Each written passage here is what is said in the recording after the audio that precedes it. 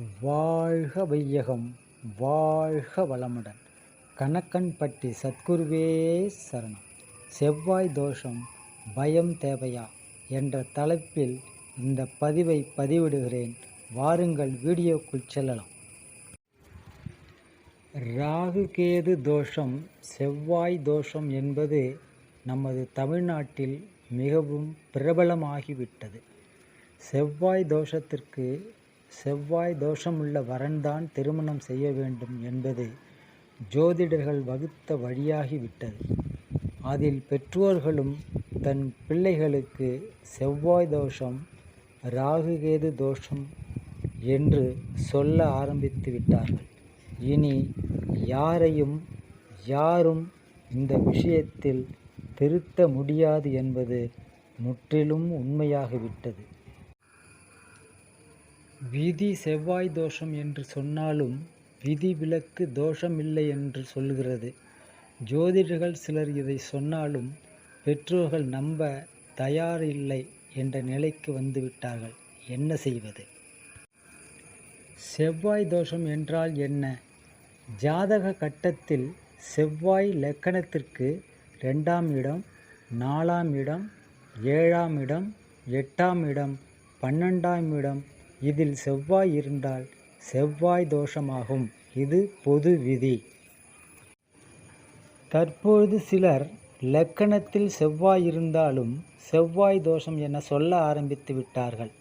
12 வீடுகளில் 6 வீடுகளில் செவ்வாய் இருந்தால் செவ்வாய் தோஷம்.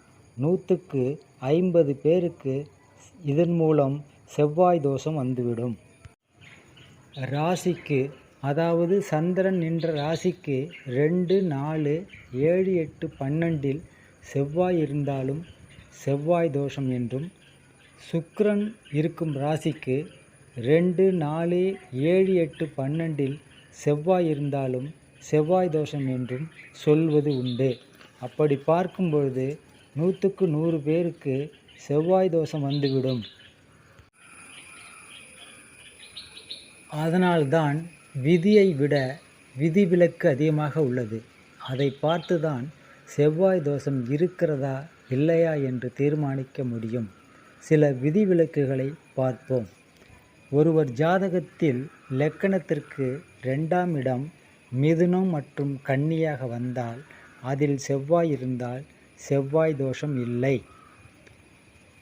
ஒருவர் ஜாதகத்தில் லக்கணத்திற்கு 4ஆம் இடம் மேஷம் அல்லது விருச்சிகம் வந்தால் அதில் செவ்வாய் இருந்தால் செவ்வாய் தோஷம் இல்லை.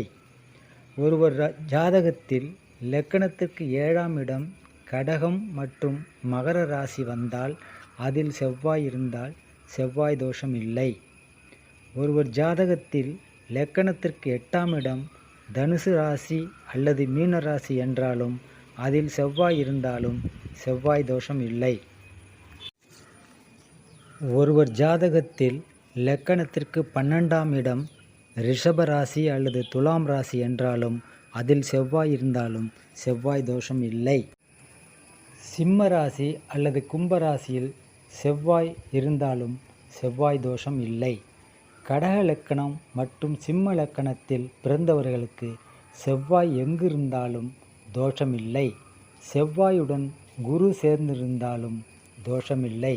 செவ்வாயுடன் சந்திரன் சேர்ந்திருந்தாலும் தோஷமில்லை. புதனும் செவ்வாயும் சேர்ந்திருந்தாலும் தோஷமில்லை. 7ஆம் பார்வையாக செவ்வாயை புதன் பார்த்தாலும் தோஷமில்லை. செவ்வாயுடன் சூரியன் சேர்ந்திருந்தாலும் தோஷமில்லை. 7ஆம் பார்வையாக செவ்வாயை சூரியன் பார்த்தாலும் தோஷமில்லை. செவ்வாய் இருக்கும் ராசியின் அதிபதி லக்கணத்திற்கு 1, 4, 5, 7, 9, 10 எங்கிருந்தாலும் தோஷமில்லை.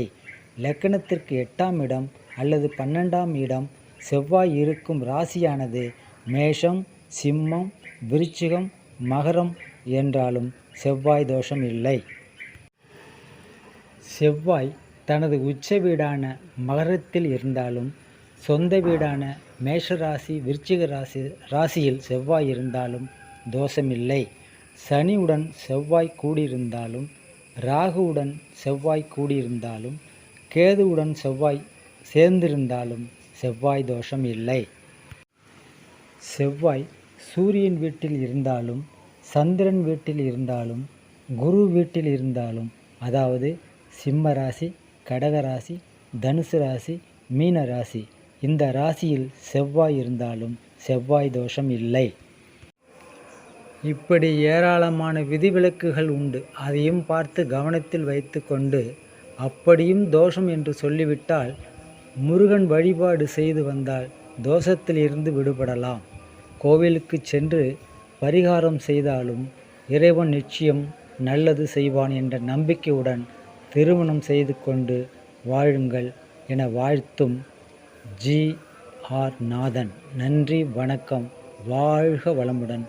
வாழ்க தமிழ்நாட்டு மக்கள்.